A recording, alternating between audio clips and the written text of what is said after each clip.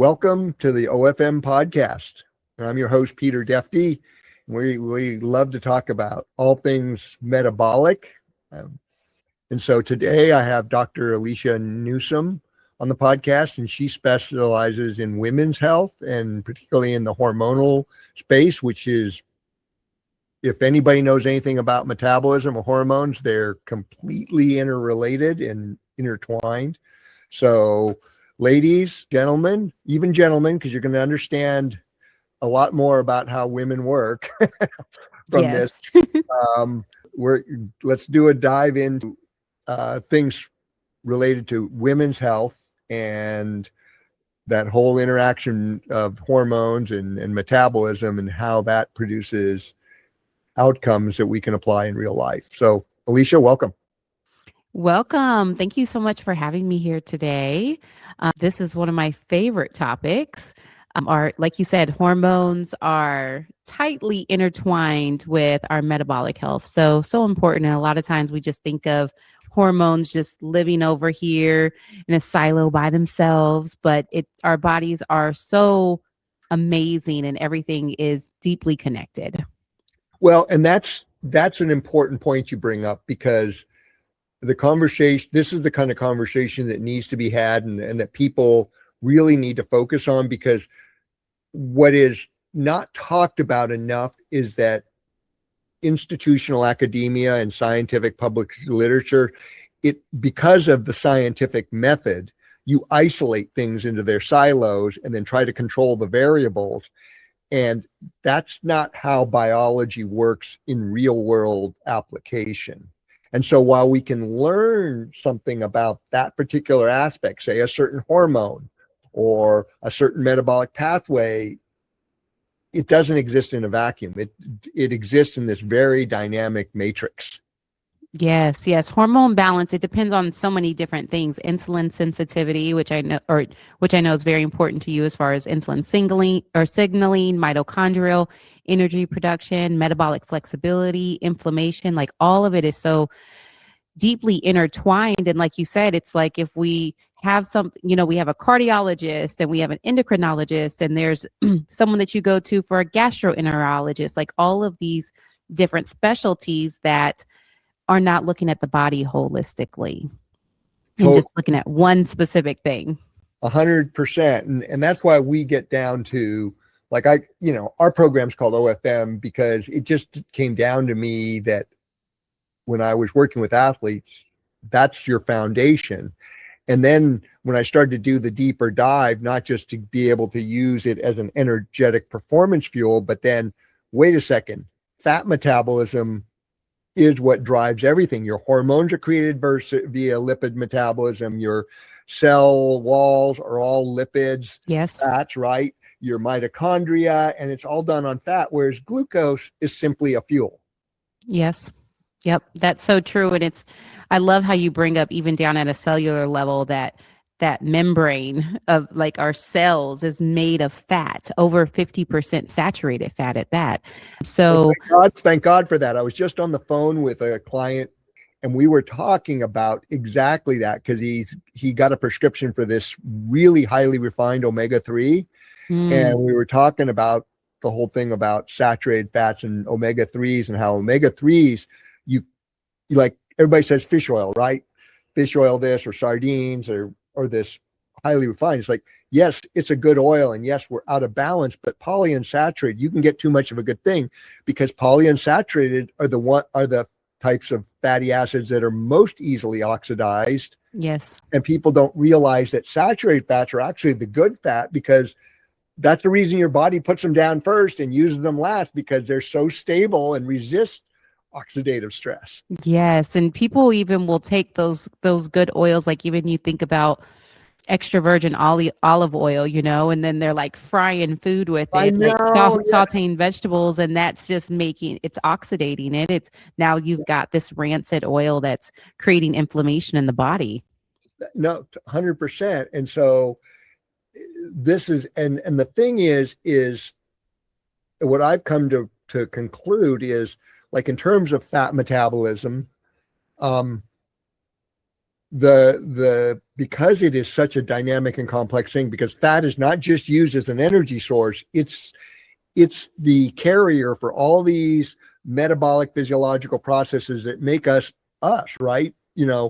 Including hormones, sex hormones, as well as other hormones. I mean, people don't realize that insulin is a hormone, and we'll talk more about how we're using it all in a backwards way, but this is all based on fat metabolism. That was my big epiphany, was there's way more to this than just getting athletes to burn fat as fuel. It's like a whole bunch of things, and all these things have huge, like you were talking, like we're talking about the cell walls. I mean, it's all a lipid bilayer, and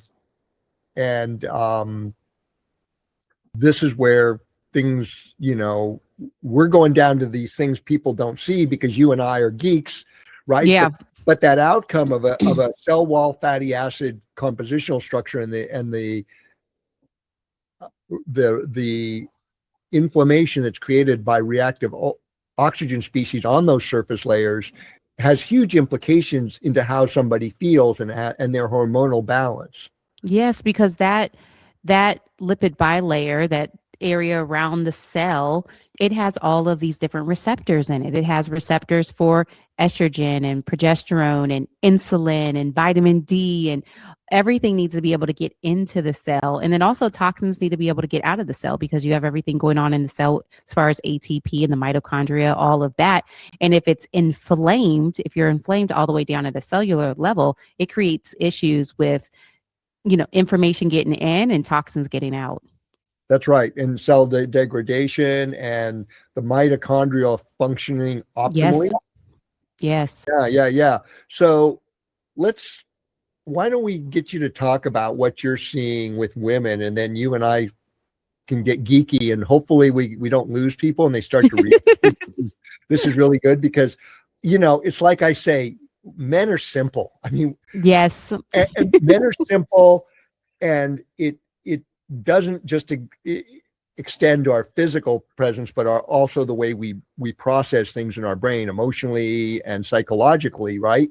And so we're incredibly simple. And the other part of that simplicity is lots of testosterone will cover up a host of sins. Yes. Because men can tolerate a lot of carbohydrates when they're young and metabolically fit and go fast and perform well and act like men, whereas, getting your hormones out of whack because you're taking in too much glucose, which is producing too much insulin, which is produced, and the combination is producing too much inflammation, which is causing this cascade of a very delicate hormonal balance in women, and not just the sex hormones, but the precursors like estradiol, DHEA, thyroid hormones. I see a lot of women who dig themselves holes of hormonal stress on their thyroid hormones. So it's all one big mess, and it's going to be hard for people to digest it, but they have to understand this is how it really works in the real world. It's not this study says this, I got to do just this, and then they forget about everything else. Yes, it's not just like one thing. There's never just like one magic pill that's going to help with things, because there's so many different things that we are exposed to in the environment and then also in our lives that really impact our hormones. A lot of times women can show up, and I'd like to use the example of a check engine light going off in your car. So let's say that you are just driving down the street, check engine light comes on, and you're like, oh, okay, I got to go to the mechanic. You schedule your appointment, you go to the mechanic, and let's say that you're there. The mechanic comes out and you're letting them know, all right, well, my check engine light came on last week. I've been hearing a little rattling sound in the car too. Mechanic sitting there taking notes, writing everything down. And then the mechanic simply takes out a sticker out of his pocket and says, well, that's all you have to do, ma'am, is take this sticker and put it right over that check engine light. That would be crazy, right? We would expect that mechanic to open up the hood, run some diagnostic tests, find out exactly what's going on inside of that car and why that check engine light came on.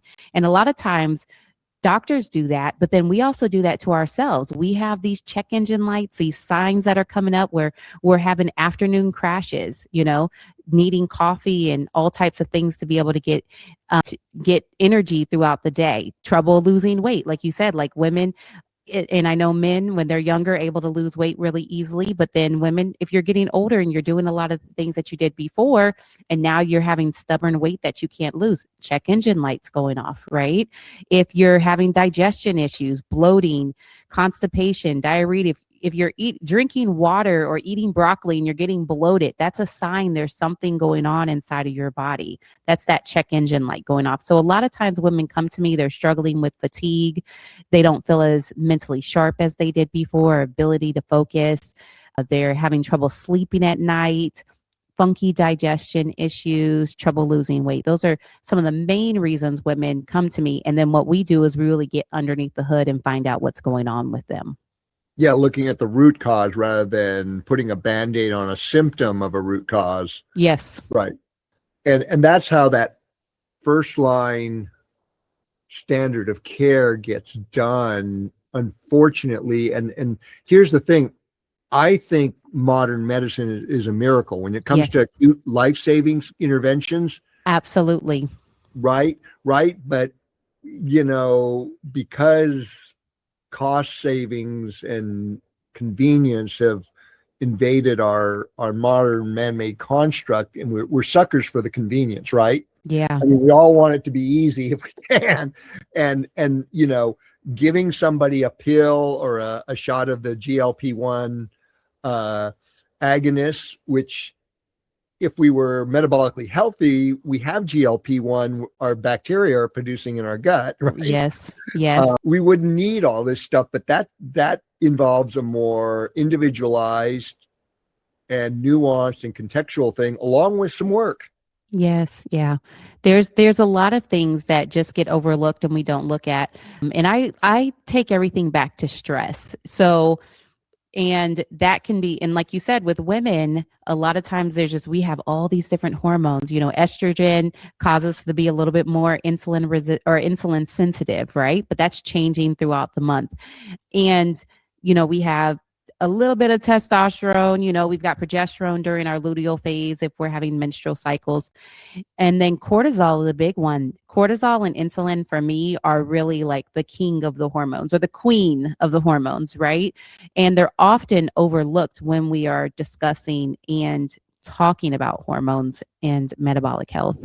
Well, 100%. That's what it goes back to what we were saying at the beginning is it's a big, complex, dynamic matrix, right? Mm-hmm. Not a static or siloed analysis. And when you're saying cortisol and insulin are the king and queen of hormones, I'm going to context it. It's not a disagreement. It's just that they're out of whack, right? The reason they've come to reign as king and queen is because people are in these straits, especially women, because biologically, as an evolutionary biologist, women, because they don't have the physical strength and prowess to defend themselves, and they're also defending children, right? Yes. They're looking out their young.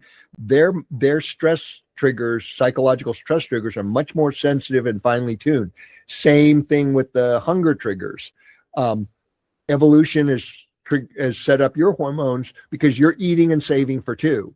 Same thing with the stress hormones, right? And the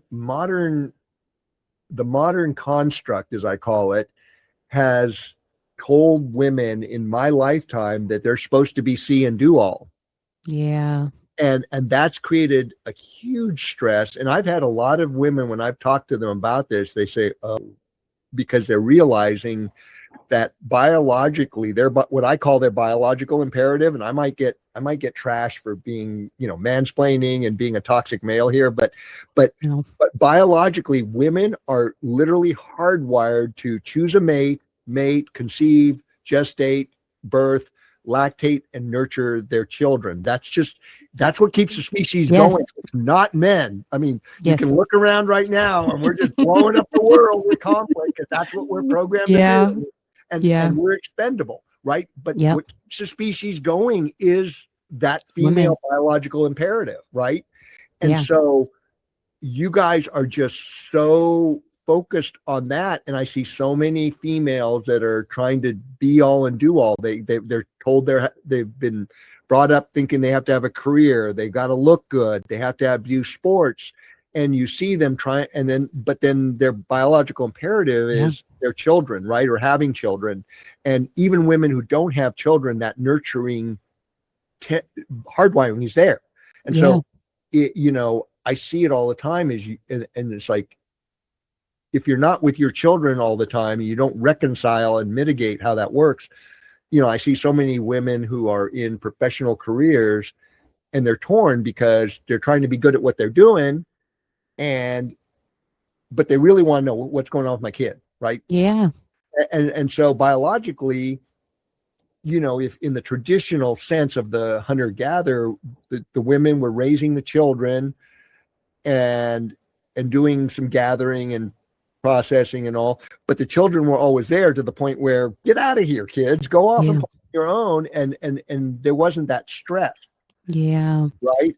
And so, like I say, chronic stress is as big a deal as too many carbohydrates. Yes. And then you have, again, the same message in the same time period, that fat is bad and carbs are good. And so we have this confluence of things that allowed cortisol and insulin to reign as the king and queen of hormones today, when the truth is, metabolically, in a metabolic evolutionary environment, they're supposed to be there for occasional times. I love this perspective that you're giving. I actually hadn't heard it that way, because I'm always just like, they're king and queen, and everybody's like, yes, but it's because from this evolutionary standpoint, and more so in the last several decades, we have put them in power, right? Where they're the ones that it's like, okay, that we really have to address, and we really weren't designed to need that. And it doesn't sound like toxic masculinity or anything to me. Really, it's I am in 100% agreement with you. I don't think I had shared with you, I have a book coming out called Worthy of Rest, and it's for the woman who's tired of being the strong one, especially in a culture that worships exhaustion. And it's because we have been raised to go, go, go, to have it all, to get the degrees, to be an athlete, to play the sports, to have the children, to, be the wife, to do all of those, all these different things. We wear all of these hats. We're wearing them all at the same time. And like you said in the beginning, men are very simple. I don't know if you've read the book, Men Are Like Waffles, Women Are Like Spaghetti, but it talks about like men operate in like little boxes, like waffle boxes, and women work like our brains, the way our right side and our left side of our brain work, and our white and gray matter all kind of intertwine all the time. So we're just everything is very intertwined inside. So it's never like we're just here at work. We're thinking about what's going on with our kids. We're thinking about the laundry. We're thinking about what we have to do when we get done, like all the time. And that is compounding stress that actually our bodies were not designed to have. When you talk about hunter-gatherer, really cortisol was supposed to be if there was a bear that came, and we're either going to like fight that bear, like get rid of it, or run away. Cortisol comes out in that moment, and then we are designed to go back into a parasympathetic state, rest and digest. We're not created to always be in this fight or flight state where cortisol is just always out. That's exactly right. And in same thing with insulin. I mean, it's like I say, evolutionary speaking or creation speaking, doesn't matter. The outcome is the same. Humans ate concentrated forms of carbohydrates 3 to 5 times a year, not 3 to 5 times a day for decades. Yes, it was with the seasons when there were more fruits and berries and or all tubers, of those. or we found honey. Yes. And we even developed metabolic pathways to get that no risk energy source, because you weren't hunting and the risk of hunting and the work of hunting. Those no risk food sources were ripe for 3 to 5, they were also ripe for a short period. And then we even developed this interesting metabolic pathway. So we were able to develop the metabolic pathways for those, which was fructose. how to process fructose and deposit as liver fat. And then when it rotted, it turned into alcohol. And we learned how to use that path. Our bodies Yeah.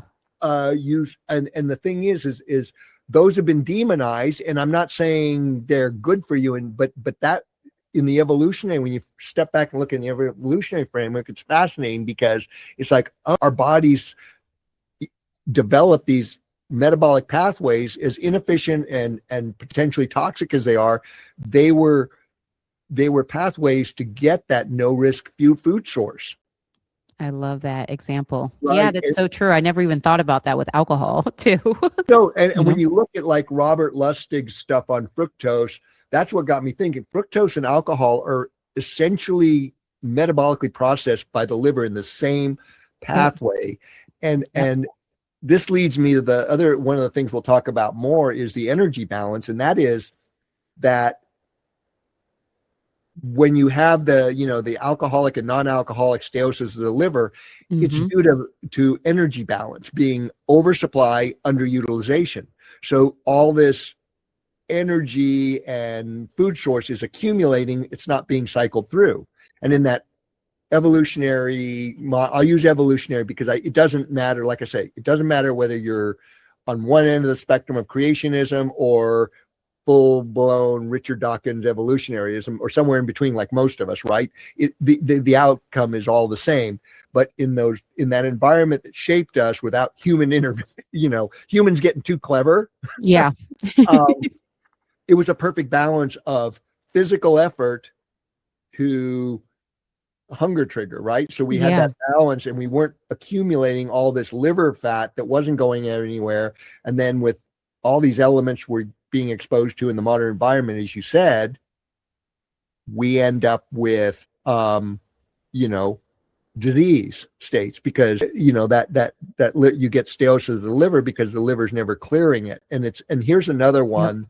And that leads to, oh boy, we're going to go down my rabbit holes here. So and part of that also leads to one of the most common procedures, internal surgical procedures in females from their mid-30s to their late 40s. And there's a term for it called the 4Fs. And you're probably very familiar with it. What is the 4Fs? Fertile, fat, 40, female, fat, fertile, 40. Okay. A cholecystectomy, which is a gallbladder removal. Yes. And you know what's so interesting, and I've just seen this very consistently anecdotally, is that women that have fibroids, and I work with a lot of women that have fibroids, which it primarily has to do with estrogen dominance, and estrogen can be dominant because testosterone is being converted to estrogen. The liver's not processing estrogen properly. Xenotoxins, estrogen toxins mimicking estrogen being reabsorbed in the gut through beta glucuronidase, all of those different types of things. Oftentimes they're not pooping. And eventually, if they haven't already, they have to have their gallbladder removed. Yes. And this is what happens. The energy balance is part of that equation. Like I say, it's not one thing, right? And of course, they go to the one thing. Your gallbladder bile ducts are clogged, and we got to take it out. Yep. And then that leads to, sure, they're better, but then they've got the deal of their biles just dribbling in. Yes. You've lost like the storage container for your gallbladder, and your bile is so important for like fat soluble vitamins, detoxing estrogen, like all types of things. Well, and that's the thing. And that goes back to, we got to connect some dots for our audience. Yes. we just like jumped. Yeah. So the energy what happens is this oversupply of energy, right? And the liver trying to liver is part of the product, it's your what I call, it's not a filter, that's one function of it.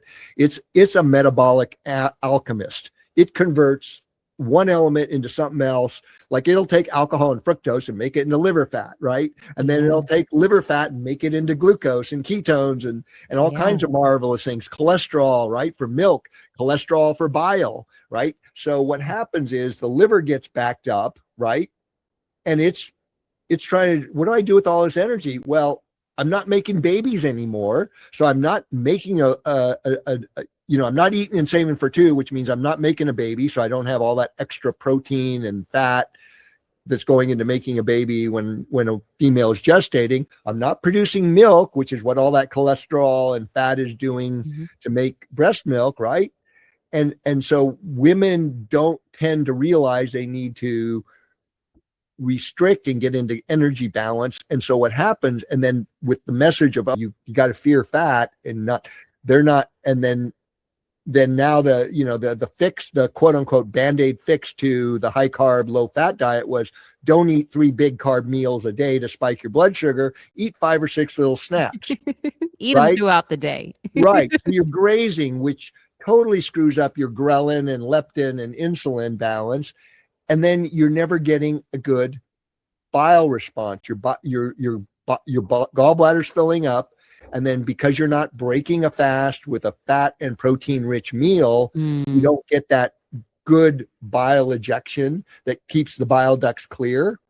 Yes. And then eventually you develop clogged bile ducts, and then the pain and the inability. And then you think it's sort of like a rigged deal where it's a self-fulfilling prophecy. The fat is bad. You believe fat is bad. And then all of a sudden, when you eat fat and your bile ducts don't clear and you don't get the bile to emulsify the fat, the fat's the problem.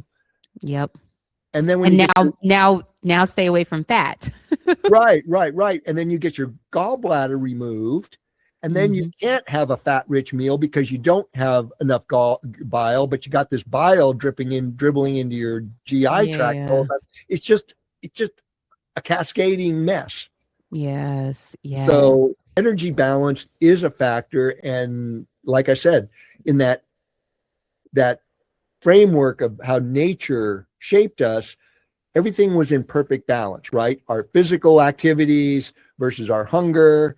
And like I say, one of the things that we have to be cognizant about is that because we've altered our environment, our hunger trigger is always going to be something we have to manage, particularly women, because they are eating and saving for two. Yeah. For the biological imperative. And so it's not that you can't manage it. It's just you have to be aware that we're always going to be in a state where we're going to want to eat more than we consume, than we'll burn in a day because of this, modern conveniences. I'm not suggesting we go back to hunter-gatherers. No. But I certainly think that we need to figure out how we can be more aligned with that. Peter, you had mentioned breaking a fast earlier, and I think just like simple strategies that the listeners might want is, I always say, like, we're not supposed to have dessert for breakfast, right? And in our modern culture, we're taught pancakes, French toast, muffins. If you go to a conference, it's, the table's full of all these things that just are not the ideal thing to break for a fast. What are some of your things? You said protein, good fats, anything that you enjoy breaking a fast with? Okay, so down the rabbit hole we're going to go, Alicia. Okay, so 2 things. Fasting between men and women is very different because you guys are eating and saving for 2. That's hormonally hardwired. So females tend that it's an ironic thing, and it's a yin yang thing. Females don't fast for as long in the general scheme of things because they're saving for that big thing, which is late gestation, childbirth, lactation.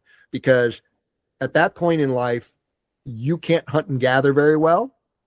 And nature shaped us that you can't depend on the male to be around, right, to provide for you. So you have to be a self-sustaining unit. So that's sort of like where I go with, like, women are amazing fat burners when they turn it on, because you see this in the female animal species, because I look at humans as animals with a human twist, right, as a biologist. And so I learned this in dairy nutrition and my time spent living and traveling in Latin America. And modern dairy cows are like, I look at them as like the modern human athlete, except the metric is milk production.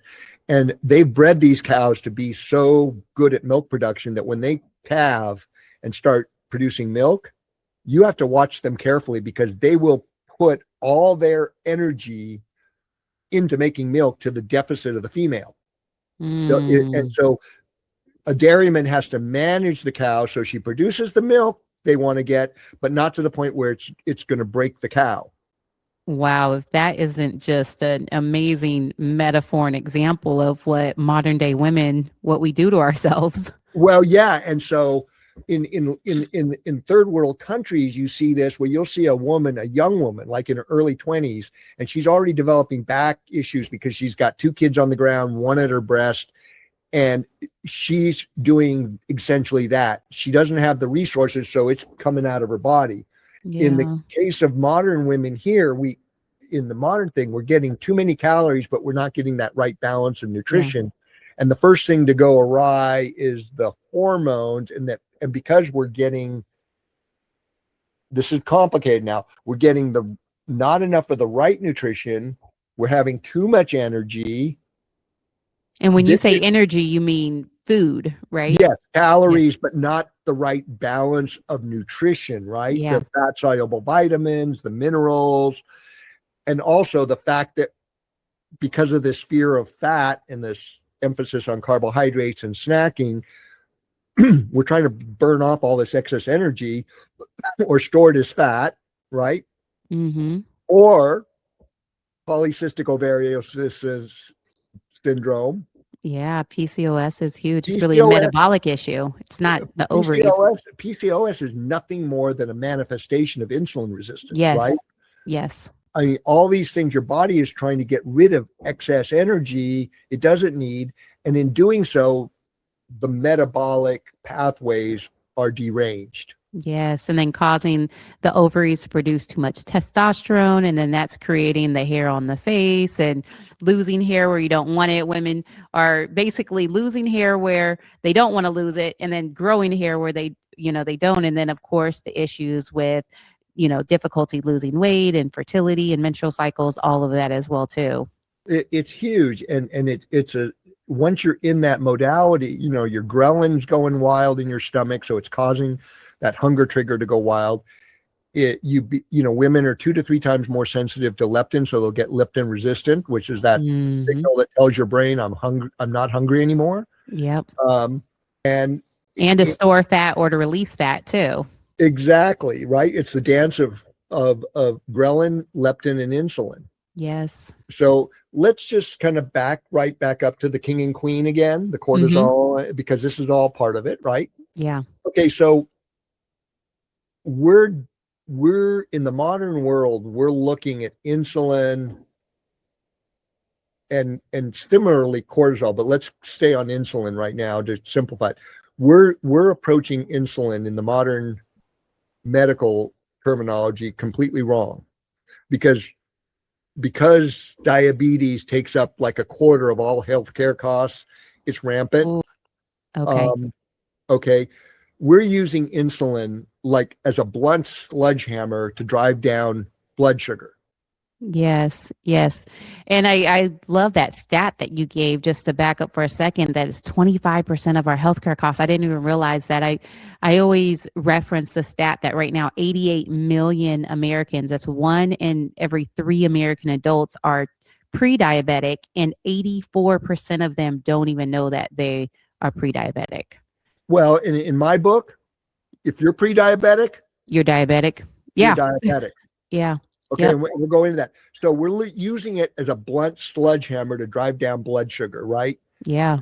And if our body can't produce enough because we become insulin sensitive, we give them more. We give them metformin, right? Mm-hmm. And it's like, no. We're looking at it completely wrong, because this is not natural. Like this chronic consumption of concentrated forms of carbohydrates with the cortisol response, which drives glycolysis, yes, glucose burn, which the demand. So the reality is, again, we back up to nature and the way nature shaped us. Insulin is actually a very delicate surgical tool. Mm-hmm. Okay. So insulin right now is highly inflammatory because we're using it as a blunt sledgehammer. It's like what happens to your thumb if you hit it with a sledgehammer? It gets Yes. inflamed, right? Mm-hmm. Right. And so insulin's there's all kinds of basic research that shows the inflammatory consequences of too much insulin in your Yes. system on your endothelium. Mm-hmm.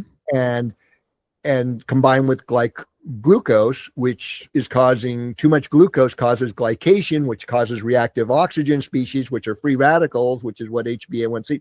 So this is not natural in the environment that shaped us. It's normal in today's environment, right? So insulin in the context of nature, okay, it's a delicate surgical tool because insulin is found in low levels, and you don't need a lot because you're insulin Mm-hmm. sensitive, right? So it's a Just very like a little bit. Glucose Yeah. goes up, insulin should come out, and just let's drive Yeah. that into the cell, just a little bit. But when we become Without- insulin resistant, it's like we Yeah. need more and more. And without doing the dip where we become hypoglycemic, Yes. Yep. right? It's that very fine, it maintains that very fine, delicate balance. So we're using it completely wrong today. And it even just backing up where you said even going hypoglycemic, people are really struggling with energy levels because they're going through all these glucose insulin spikes throughout the day, up and down, up and down. The blood sugar roller coaster. Yeah. And we should really just be steady all day long. Yeah. And that's because the other thing that insulin does when you get elevated insulin, and I'm going to talk more about the reference ranges here and why, if you're pre-diabetic, you're diabetic. So the problem here is we evolved these wonderful metabolic pathways through nature, right? The environment of nature, Mm-hmm. that when you're low insulin and insulin sensitive, your liver is going to produce ketones and glucose from liver fat, not glycogen, but liver fat through gluconeogenesis and ketosis to the metabolic demand you need, whether you're sedentary or exercising. It's just friggin' amazing. But the moment you elevate insulin, which is doing its job because it senses there's too much glucose in the circulation, it shuts off those pathways. And people don't know about those pathways, even in sports, because we've had elevated insulin for so long that you don't go into ketosis or gluconeogenesis, Yes. and so that's why they tell you, you got to eat every 2 or 3 hours. Otherwise, it's like, no, we've shut down the very metabolic system we have in place that makes us autonomous to go through this wonderful cycle of feasting and fasting. Yes. Right. Yes. We're in Lent, we're in Ramadan. There's a reason why these ancient cultures continue to practice even as we evolve, because it's good for us, because the fasting thing is real in terms of the autophagy and all those Yes. health benefits, but it's also good for maintaining insulin sensitivity, low insulin levels, and those pathways of ketosis and gluconeogenesis that produce just that right fine amount of ketones and glucose to meet your brain and neural cells. And even if you're shifting from being sedentary to exercising, glucose is going to fill that metabolic need. That's what it is. And so, having that metabolic flexibility, yes, being able to move between those sources. That's right. But we're meant to burn fat as our primary aerobic energy source. And by raising that insulin and using it ever more, and the more we raise it, the more we need, which leads us from the scalpel to the sledgehammer. Yeah. Tell me about the reference ranges. What's that? Okay. So this is there's a couple of reference ranges that I consider incorrect. They're changing, but slowly. Yes. But the medical reference range right now for insulin, you're in pre-diabetes. Some reference ranges were as high as 24. Some of them have now come down to like 15. And if your insulin's 24, you're diabetic. I'm sorry. That's very high. Right? But that's The standard reference ranges. I've seen that on some labs as well. And now they've come down to 15 and some are coming down to 12, but 15 seems to be the number now, but that's still, if you're chronically at 15, you're metabolically deranged. Okay. Now here's the point I want to make, not just for insulin, but for vitamin D. Okay.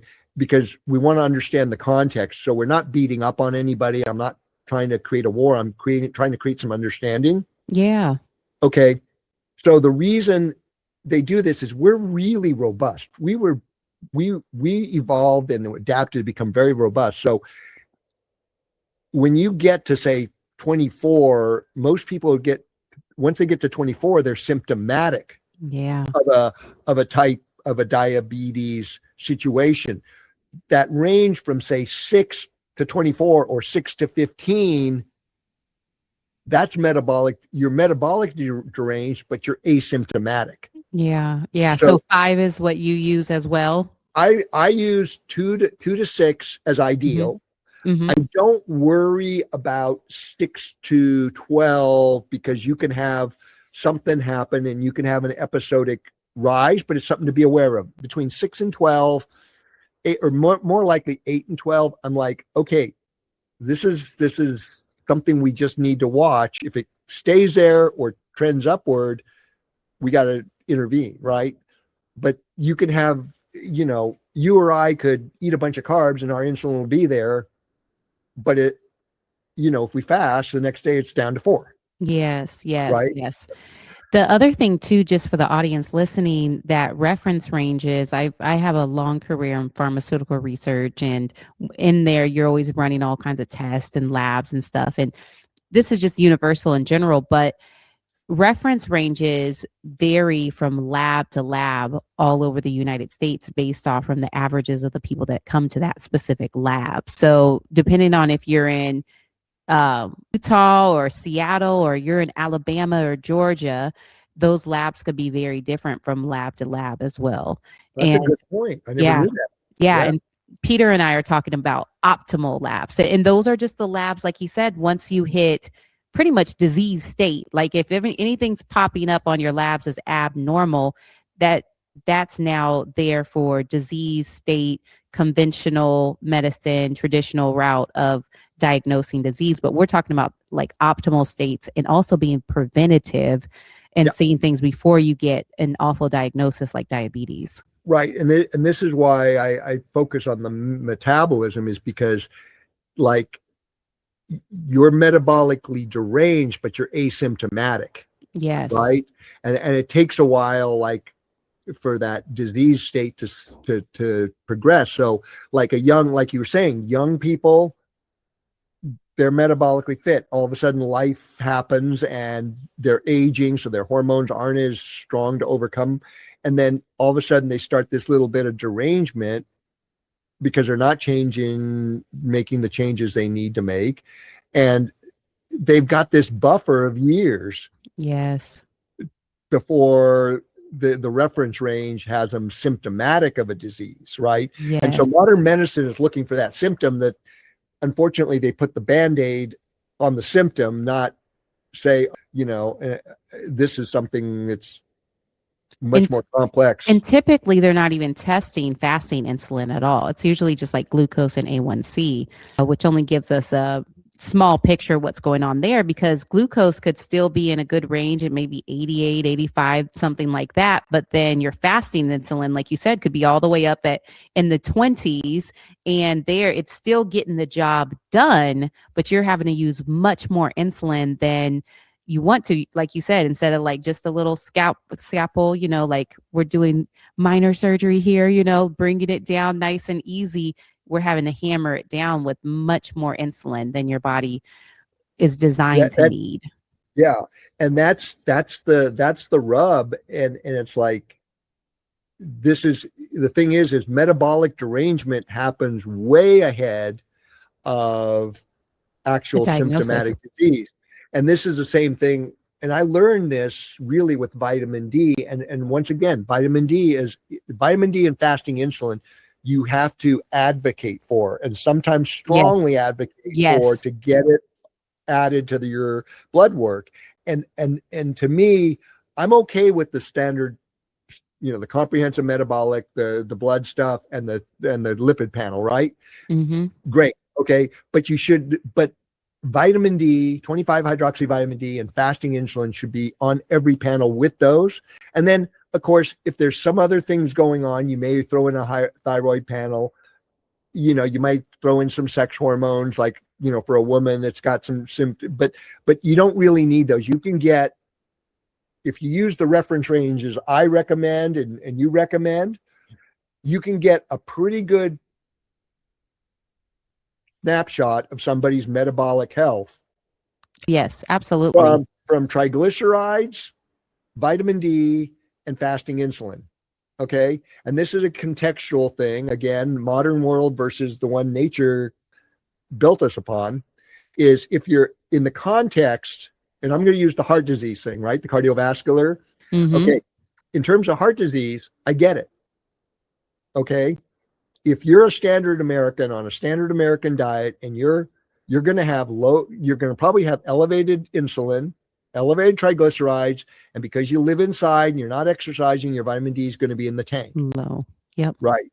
In that context, if your cholesterol is rising, you're on your road to cardiovascular disease, because you're in metabolic derangement. Your body is not metabolizing cholesterol. It's backing up like a freeway traffic jam. And because you have too much glucose in circulation, you're having glycation, you're having oxidative stress, and then the cholesterol is depositing plaque to protect the endothelium from all the damage that's being caused, right? By too much glucose and insulin and, and polyunsaturates from the vegetable oil in your system that are the glucose is attaching to and causing havoc, wreaking havoc, right? That's a perfect example of this cascade of events that happens that leaves us in this constant inflammatory state, that along with, and then add stress on top of that. Right. And then your hormones are doing this dance to try to mitigate. It's crisis management. Drop everything, your fertility drops, the inflammation, like that special time of the month, mid-luteal through the onset of menses, right? Okay. So you got several extra layers of inflammation on top of the inflammation your uterus is producing to naturally shed the lining. Yep. It's just like, it's like you say, it's a downward cascade instead of an upward cascade of metabolic health. Yes. So once again, the context of this is metabolic, metabolic we don't see. And that's like I say, you're metabolically deranged before you're symptomatic, and people need to understand, okay, I don't see this, but this has got to be the priority, right? Yeah. And the analogy I use is a house. So when you go looking for a house, you'll look at the location, the drive up appeal, the floor plan, the build cost, the amenities, the lot size, blah, blah, blah, blah, blah. But does anybody look at the foundation? Well, you should. Right. Typically, that's not, we're looking at the kitchen. Like, I like this kitchen, the bathroom. What's that look like? What kind of tub do I have? What's my closet look like? Right. But nobody looks at the foundation. But do you want your house built on a solid foundation? Yes. Yeah. And that's what the audience needs to get. Metabolism is that unseen metabolic foundation you want to build upon. Yes. It is, like I said, the king. Yeah. The king of the hormones. It's definitely insulin and cortisol. And that's the thing. And what we're doing by allowing this metabolic derangement to allow the wrong hormones that should be, they have their place, right? They're king and queen of the intermittent thing, but they're not the king and queen every day. And it's like, what you're saying makes me think about just, there's a big push right now for HRT and everything like that. And there's been, the black box warnings removed from a lot of the bioidenticals. And, that's a whole conversation for another day. But what I do want to say about that is if we spend too much time chasing like, well, I need to take some estrogen or progesterone, which may be fine and okay for some women in some circumstances. I'm very particular about that. It needs to be very customized according to your health history, your genetics, all types of things. But if we're just chasing those things and skipping over this foundation, the foundation of your house, it's just like putting that sticker over that check engine light. You're chasing symptoms. You're not addressing the root cause of really why you have low energy. You feel like crap. You got brain fog. You can't sleep through the night, like all of those things. And for me and my clients, I address those things, and women don't end up needing those additional therapies. They're able to clear up when they're addressing what's going on with their metabolic flexibility, what's going on with their cortisol, their toxins, their nutrition, their gut, all of those things. Yeah, and I'm a big fan of HRT properly done, exactly Yes. how you say it. But before you go do that, you need to get that metabolic foundation in place, because HRT is, like you say, it's the Band-Aid, and it could cause more harm than good. And that's a very important. And sometimes the horror stories I hear, I'm just like, because a lot of times it's just the hot new thing. So people are prescribing it, don't know how to properly read hormone panels, or just looking at hormones in the blood. There's so many nuances to it. So if you're doing it and you're listening, you really want to work with a practitioner that's very well versed in this, and isn't just kind of right now you can just kind of go get all kinds of things at a clinic. They're just passing it out like candy. It's a good thing to sell, I guess, from a business point of view, but maybe not so much for your long-term health, your cardiovascular disease. Most people, I think most people have things in life that they're passionate about, a calling, a purpose, a way they want to have impact in their family or their work. But in order to do that, we have to be healthy, and we don't want to die early from heart disease, heart attacks, like all of these things, by just putting Band-Aids over things. Yeah, that's a good point. And so, gosh, I lost my train of thought here, because You're you were okay. saying, you're preaching to the choir here, but like, it's like, this is the point there is, if you're going to consider HRT, a big part of that HRT equation is, when you get those hormones, you have to metabolize the hormones properly in the proper metabolic pathways. But if you're metabolically deranged, there is the chance that there's a part of those hormones will be metabolized improperly, which will be anabolic towards like cancer cells. And I don't want to scare people, but that's the point. If you get improper metabolic pathway, you got this detour because the freeway's not open the way it should, then you can get unexpected results with hormone therapy.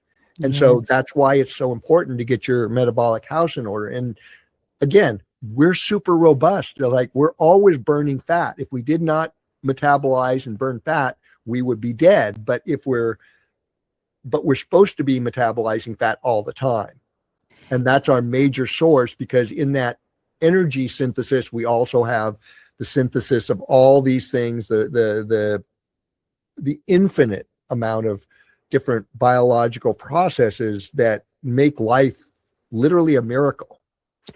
And how powerful our bodies are as well, because those markers, that will give us a really good look at what's going on with our metabolic health, the triglycerides, the fasting insulin, vitamin D, all the ones that you had listed, they are so easy to improve too. It's not like it takes years and years and years of these things that I know on this podcast we've been talking about, and we've been going down our rabbit holes and talking about all these different processes within our body that are very intricate and complicated within. But really, the application and the programs that are out there, programs you have, programs I have, we're really able to help people repair that metabolic foundation pretty quickly. Yeah, absolutely. You don't need to go into the deep science because it is infinitely complex. And it's like I say, the more I learn, the less I know. Me too. And Yes. that's the thing. It's like there's a lot of influencers out there who know enough to be dangerous because they talk Yes. authoritatively. It's like I'm like, I got more questions than answers. Yeah. And Yep. like I said, life is a miracle. And when you start going down that rabbit hole, but all that being said, once again, let's back up to nature. The actual pathways to health are actually quite doable. Yep. Yes, it takes work. Yes, it takes some discipline because we're not in that natural environment that forced us to be disciplined. Yes. There's actually very doable, simple, consumer friendly ways to get us back on track. And like I tell people, I'm not a guru, I'm a guide. You're going to Yeah. do the work, but to climb your mountain, but you're going to be doing it. And the more Yeah. you do it, the better results you'll get. Right. And we're Yeah. here to guide them because we're doing those deep dives into it to understand what's going on. And then as they get that communication, you do it. One thing I want to also point out here that the audience should really know is, we have this modern communication, and modern societies have gone more and more to this appeal to authority, like institutions and experts and blah, blah, blah. And I want to say this because it's so important for people to realize you are the best expert and advocate for your health, and that N equals 1 is science for you as long as you're doing objectively and honestly. Yes. Yes. Because it's what I call that last metabolic mile is all the studies, all the expert stuff that's not focusing on you. It's not taking into account what I call that last metabolic mile of variables that make you and make those outcomes that, whether they're challenges or successes in your health and your performance and life, that's getting those combination of variables identified and getting them to work for you in a way that's in alignment with our natural selves and not this thing. And when you hear all these population-based studies and science coming out, it is a useful tool to help us understand what's going on, but it's not your N equals 1, and your N equals 1 is the science that's going to get you where you want to go. That last mile, I love that. Yeah, that last mile, and it's all based on that metabolic foundation. Yeah. If you're just getting started, you can follow. There's plenty of information out there to get you started, but that last mile becomes and that's where it becomes helpful working with someone too, because they are able to provide that objective lens with also the knowledge and understanding of what's going on in the background too. Yeah, and somebody like you or me, Alicia, the thing is we're not just doing this to make a living. We're doing this as something we enjoy doing. There's another payback in terms of working with people. And the problem right now with the medical industrial complex, I'm not trying to put a conspiracy theory hat on this, but spin on this, but the problem is, and I've had doctors tell me this, right? Like, how do I know my patient if I'm only allowed 10 minutes max with them? Yeah. The system's not set up for these types of issues to truly be addressed. It's really on an individual level. Yeah, individualized, personalized medicine and care. It's not set up for that. And a lot of times we'll say our healthcare system is broken, and it's a system that works. It's actually working very well, but it's working very well to keep people sick in the dark, without support, without knowledge, tools that they need, because there is profit on people having, like you said, diabetes makes up 25% of the healthcare costs. Those stats that I gave about 88 million Americans are pre-diabetic, and 84% of them don't even know that. That came from the CDC. That's not just, it's just some stat somebody made up. Like, this is information that they know. And there's we could go down a whole rabbit hole about that, but it's the current system. You have to step out of it. And a lot of times you got to write your own check for it. It's the insurance model pours directly into the sick care system is what I call it. And you just really have to advocate for your own health and go down a different way. Yeah. And as you do, I found that people who do, they make changes in their lives that facilitate it. And they're not chasing the buck as much. And it's like I say, it's important that the audience understands we're not saying ditch the system. You just want to advocate for yourself and keep yourself at arm's distance so you have it available in case of an acute event, like an accident or some sort of trauma or just an unexpected event, right? I mean, there's as much good to talk about modern healthcare as there is bad, including some pharmaceuticals. I mean, if you've got a highly inflammatory situation, a corticosteroid is going to save your life, right?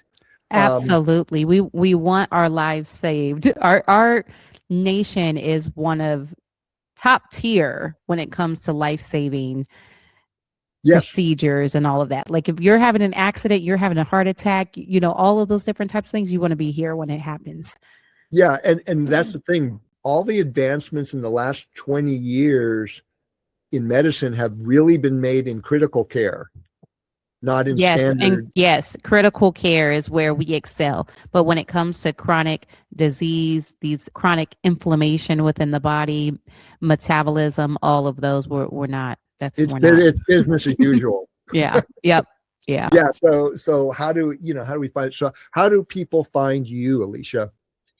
Well, you can go to my website. It is dralicianewsom.com. So ALICIA Newsom with an E, NEWSOME.com. You can Google me. My name will come up there. You can also find me on Instagram, LinkedIn, Facebook, all of those. Send me a message. I love to connect with women, hear your stories, men as well too.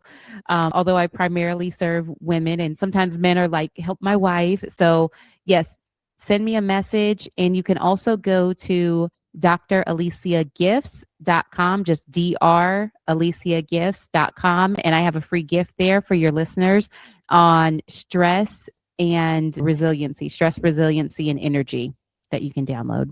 Yeah. And we'll put all those links in when we roll the podcast out, but and see, because like I focus on core metabolism, and it's like, I know what my wheelhouse is. And like, when it comes to female health, that's a specialty. And I've counseled so many females that, okay, you got to find a practitioner who knows what they're doing and is going to treat you like an individual and do it dynamically. Like as soon as you start hormone therapy, that's going to cause a dynamic change with everything else. Yes. So everything calibrates. So you may have to recalibrate what you're giving, right?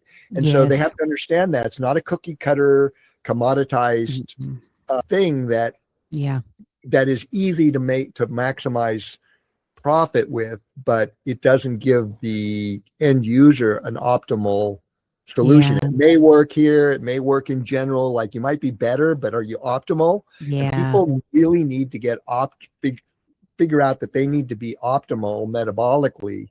And let's talk about the good, not just the downward cascade, but that upward cascade. When you bring things into balance, things tend to stay in balance. Yes.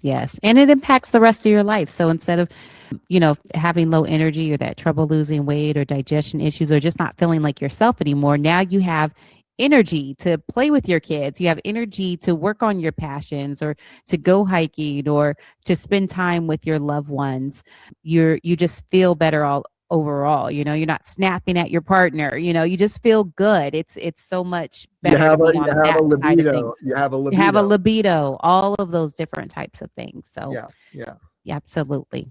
Thank you so much for having me. We'll be in touch. Okay. Thank you, Alicia. Take care. Right. Bye.